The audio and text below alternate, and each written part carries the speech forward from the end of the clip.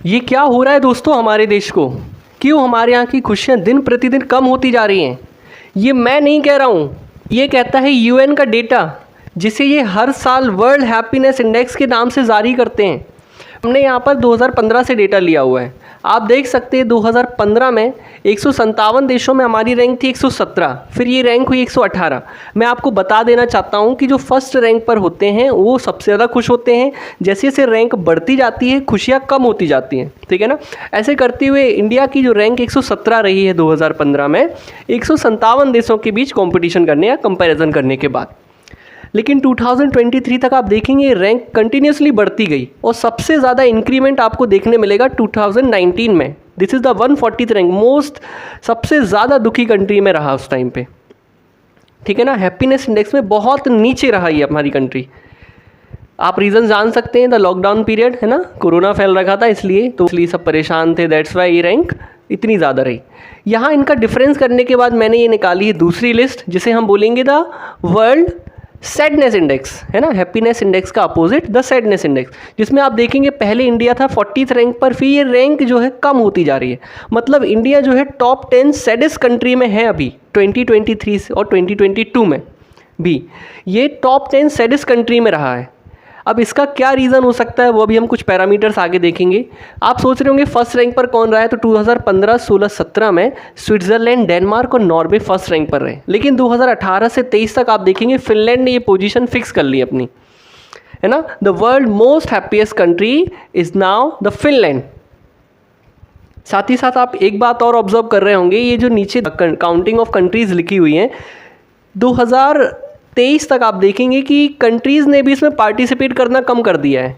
वैसे तो जो आपका यूएन है वो इस रिपोर्ट को 150 अरब देशों के बीच में कंपैरिजन करके ही रिप्रेजेंट करता है, लेकिन आप 2023 तक देखेंगे कंट्रीज़ कितनी ज़्यादा कम हो गई है। मतलब कंट्रीज़ ने ही इंटरेस्ट लेना कम कर दिया है। क्या रीज़न है हम अभी आगे देखेंगे।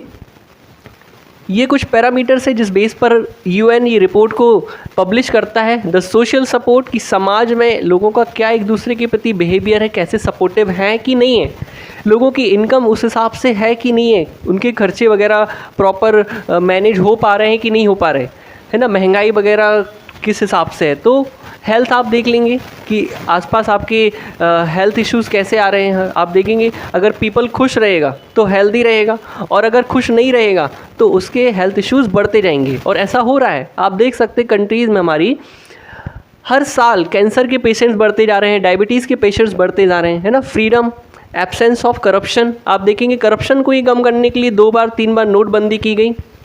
पहले 1000 रुपये के नोट बंद किए, फिर 2000 के नोट बंद कर दिए। अब आप देखेंगे 500 रुपये से ऊपर के तो नोट ही नहीं है हमारे पास, ठीक है ना, बड़ी करेंसी ही नहीं है हमारे पास अब तो 500 रुपये से ऊपर की। और आप एक बात और समझ सकते हैं कि करप्शन अब केवल एक ही सेक्टर तक सीमित रह गया है। किस सेक्टर की मैं बात कर रहा हूँ आप बेटर समझ रहे होंगे। आइए देखते हैं कि फिनलैंड इतना खुश कंट्री क्यों रहा है, वर्ल्ड मोस्ट हैप्पीएस्ट कंट्री कैसे हो गया। तो देखते हैं इन पैरामीटर्स के बारे में। तो पहला पैरामीटर है यहाँ पर the lower income inequality. The lower income inequality मतलब कम आय असमानता। मतलब यहाँ के लोगों की जो आय है वो कम नहीं है, यहाँ के लोगों की जो आय है उसमें असमानताएं कम है। मतलब ये हुआ कि अगर एक काम को कोई बंदा करता है तो वो 10,000 रुपये ले रहा है, और उसी काम को कोई दूसरा बंदा कर रहा है तो उसको 50-60 हज़ार रुपये ले रहा है। तो ये बहुत ज़्यादा डिफरेंस हो गया, ठीक है ना। वो यहाँ नहीं है, ठीक है ना। यहाँ पर कम आय असमानता है, जैसे कि ये लिखा हुआ है हाईएस्ट पेड और लोएस्ट पेड, है ना। मैक्सिमम पेड और लोएस्ट पेड के बीच में जो डिफरेंस है यहाँ पर बहुत कम है। हाई सोशल सपोर्ट, यहाँ पर लोग सोशली बहुत जल्दी खड़े हो जाते हैं सपोर्ट करने के लिए। फिर आप देखेंगे फ्रीडम टू मेक डिसीज़न लेने की यहाँ पर बहुत आज़ादी है लोगों के लिए, है ना, तुरंत डिसीज़न लेते हैं और उसको एग्जीक्यूट करने लगते हैं। और लो लेवल ऑफ करप्शन। अब देखिए इस कंट्री का करप्शन तो मुझे पता नहीं कि किस लेवल का होगा, लेकिन यूएन ने इसको फर्स्ट रैंक दी है, तो उस बेस पर तो हम मान सकेंगे कि हाँ यहाँ पर करप्शन अदर कंट्री के कंपैरिजन में कम है, ठीक है ना। एक फ़ोटो मैंने फिनलैंड की लगा रखी है, वैसे तो नेट पर आपको काफ़ी सारी मिल जाएगी। इस फ़ोटो लगाने का मकसद आपको एक और स्कोर बताना है कि फिनलैंड ने हाईएस्ट वाटर और सैनिटाइजेशन में भी बेस्ट स्कोर किया है, ठीक है ना। मतलब यहाँ पानी भी क्लीन वाटर अवेलेबल है और सैनिटाइजेशन साफ़ सुथरा जो है क्लीननेस बहुत अच्छे से बना रखा है, और पर्सनल राइट्स के बारे में ये लोग बहुत अवेयर हैं, ठीक है ना दोस्तों, आप मुझे बताएंगे कमेंट बॉक्स में ज़रूर लिखिएगा कि क्यों हमारी कंट्री में ये हैप्पीनेस कम होती जा रही है। ये तो यूएन का डेटा हुआ जिसने अपने पैरामीटर्स के बेस पर ये बताया है। आप अपनी राय ज़रूर रखिएगा। Thank you for watching this video.